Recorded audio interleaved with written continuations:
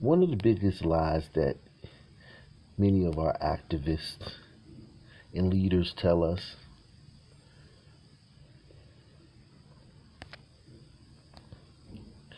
all right, everybody, hit the like button. Make sure you subscribe. We're about to get all the way into this. So definitely make sure you share this video with your friends and your family so they can know what is exactly going on, even though they know it, so they cannot ignore it anymore. What I'm going to give you in today's video is several stories of what's the people who are really truly affected by the violence in the stand, the violence in the community, the people who are truly affected by this stuff. Okay? And now to a one and only exclusive. We're speaking with the Marine veteran turned postal worker who was shot in the chest on Christmas. The victim is recovering at JMH after he drove himself there for treatment, and that's where Local 10's Ian Margle is live to share the man's life-threatening ordeal. Ian. This is an absolutely unbelievable one. It all started with him going to pick up his older brother, and only hours earlier, they were at their younger brother's wedding. He eventually came here to the hospital, walked in under his own power with a bullet in his chest.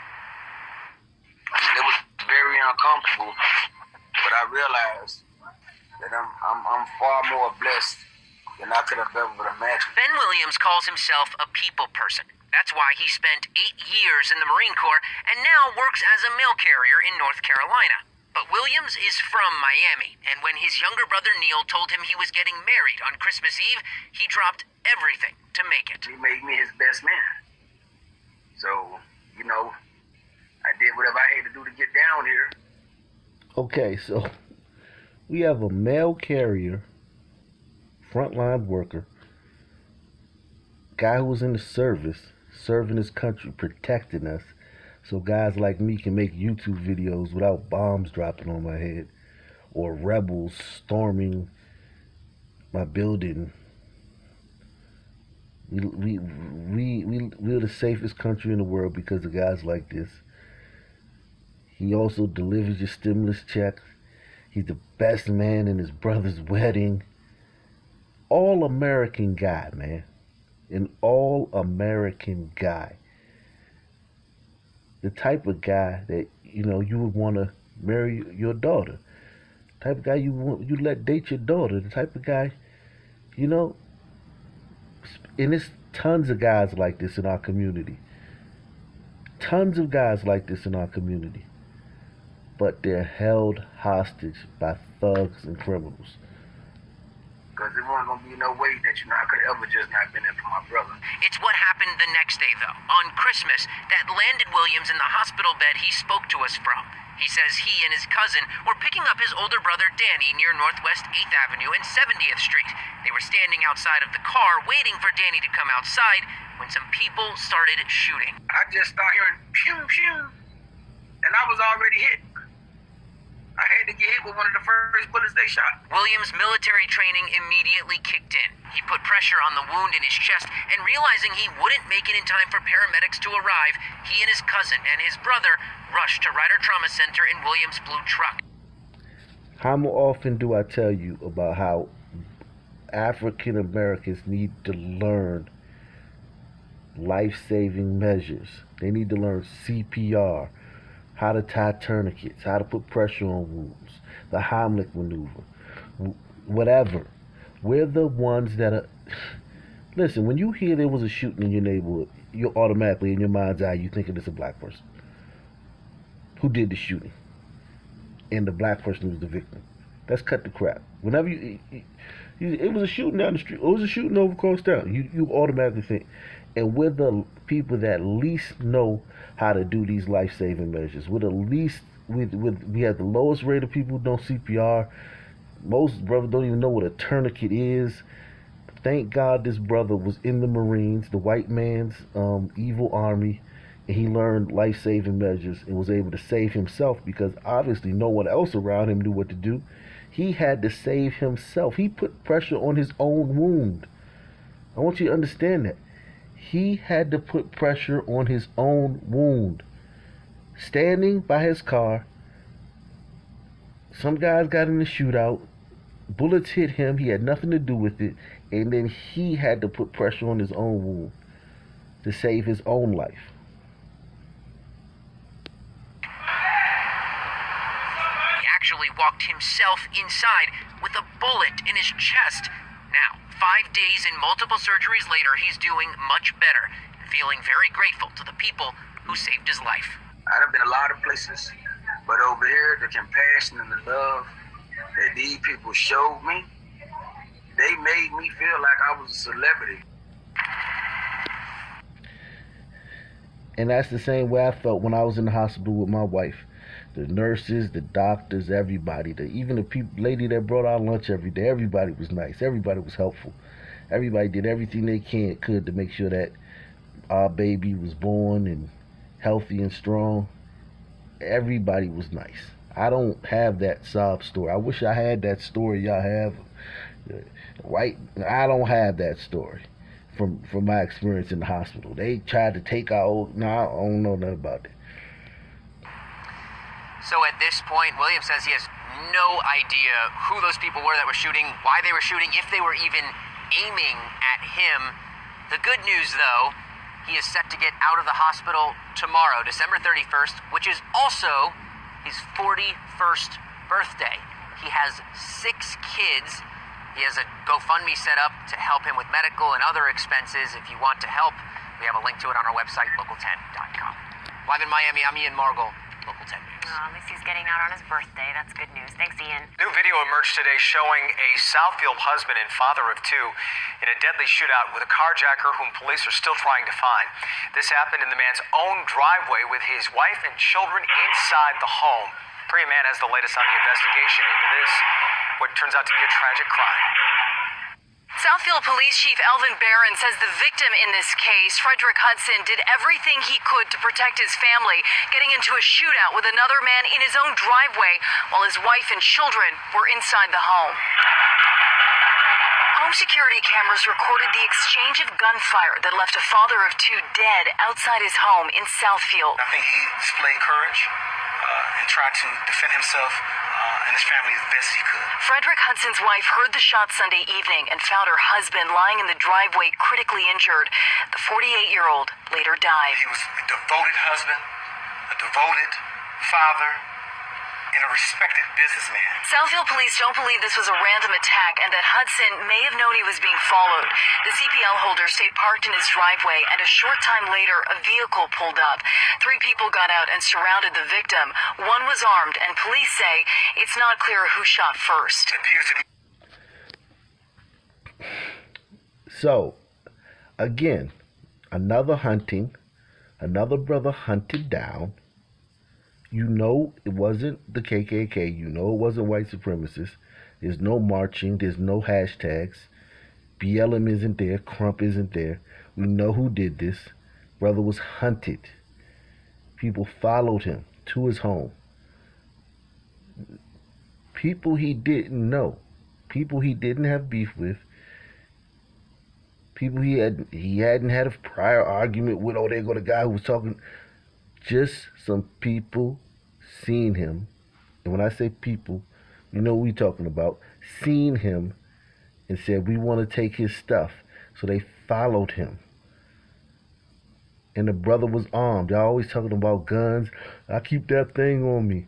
This the second brother we've seen with that thing on him that got killed. I just did the story the other day about the retired fire department chief in Chicago.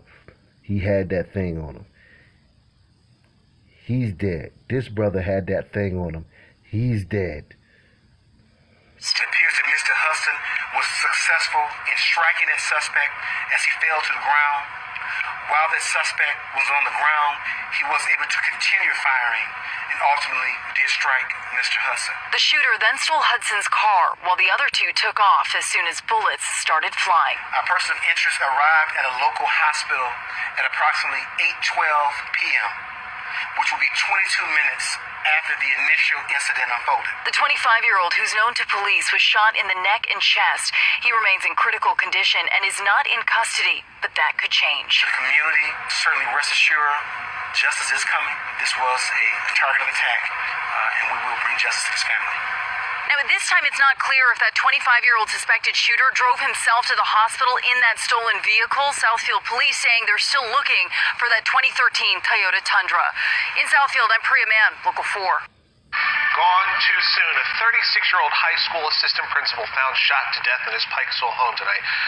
Loved ones remember Shelton Stanley. Hello, everybody. I'm Max McGee. And I'm Denise Koch. Baltimore County Police are investigating the weekend murder of the Baltimore City Administrator. Tonight, those who knew Stanley are mourning tonight. WJZ is live. Amy Kawada joins us with the latest from police and reaction from neighbors. Amy. Max, Denise, 36-year-old Shelton Stanley was the assistant principal of Dunbar High School in East Baltimore. Tonight, the community is mourning the loss of someone who they say was an exceptional serviceman to so many youth across the city. A beloved assistant principal at Dunbar High School in East Baltimore found shot to death in his Pikesville home. It's just unbelievable. Yes. Baltimore County Police now investigating the death of 36-year-old Shelton Justin Stanley as a homicide. On Sunday evening around 7:30, police say officers were called to Stanley's home on the 4800 block of Hawkesbury Road after family members called for a welfare check. Our information was that that person had had contact with family members on Saturday and was supposed to have contact with family on Sunday, but on Sunday they were not able to get a hold of that person. Once officers arrived, police say Stanley was found inside his home with traumatic injuries. Officials say an autopsy determined the cause of death to be a homicide by multiple gunshot wounds. We don't believe that this is a random act. There isn't anything that stands out right away to tell us that this was something like a break-in or a robbery in progress. Neighbors left in shock, saying this is unusual, describing the Pikesville community as typically safe and quiet. We've never had anything like that, so that's very scary. An outpour of love and sympathy shared on Facebook. Baltimore City Schools released a statement saying, City Schools mourns the loss of Shelton Stanley. We extend our condolences to his family, loved ones, and all those whose lives he has impacted. It's just a shock, and it's a grave loss for the Dunbar community, of course, but also a grave loss to this community as well. And a candlelight vigil for Stanley will be held on Thursday at 4:30 in front of Friendship Academy of Science. Oh my God. I mean, I try to tell you guys, it's not gangbangers getting killed out here the most. It's regular citizens. The majority of the brothers, about 55 to 60% of the brothers you're going to see getting killed out here are not gangbangers or thugs. They're victims of gangbangers and thugs. Okay? They're upstanding brothers, and it's just a shame, man. It tears me up to see. And all this happened in the last few days. This ain't like a year in review story. This is the last week, man. Stuff happened in the last week. God, and all over the country. And this is only 4 stories. It's so many more I could have done, but I just wanted to give you guys the Breaking overnight, a teenager is facing charges following a deadly shooting in northwest Nashville. Police say the 16-year-old Ayundei Bird shot and killed 39-year-old Demarius Scales. Police say Bird was arguing with the girl when it turned physical. Scales came out to intervene, ended up getting shot. The gun Bird used was reported stolen from Las Vegas. Okay, guys, so that teen killed 39-year-old Demarius Scales.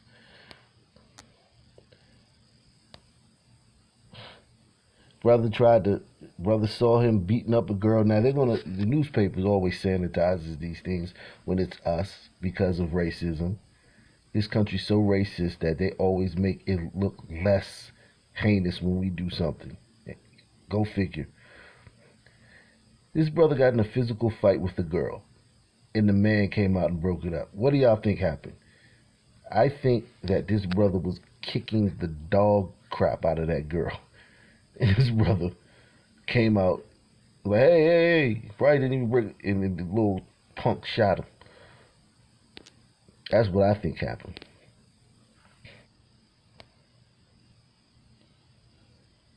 So Demarius Sales is dead now. Look like a good brother too, man. Look like a dynamite brother.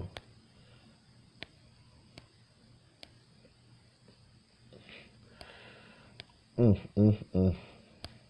like a dynamite brother. He's dead now.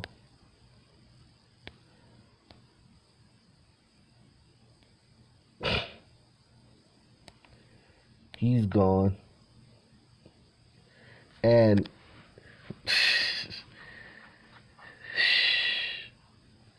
I try to tell you guys, man, what's going on in this community. Make sure you hit the like button. Make sure you subscribe. Make sure you take the $5 or the $50 challenge. Anything with a 5 on it. 5, 15, 25, 50. Anything with a 5 on it. And support this channel. Because salute to all the channels that's trying to tell you, help you guys divest from, save yourself from black women and all that stuff. And all the channels that's trying to help you guys learn some game on how to holler at women and whatnot. But these brothers right here, they need to be remembered, man. And that's one thing we do at this channel. They call me coon. They call my followers coons. But no channel covers brothers like this more than we do. We're the only channel that covers brothers, good, upstanding, community, pillars in their community, dedicated husbands, all that stuff. Honorable men like we do. Even though we're coons. Go figure. Go figure. Get in the comment section, like, subscribe, donate. Peace, I'm out.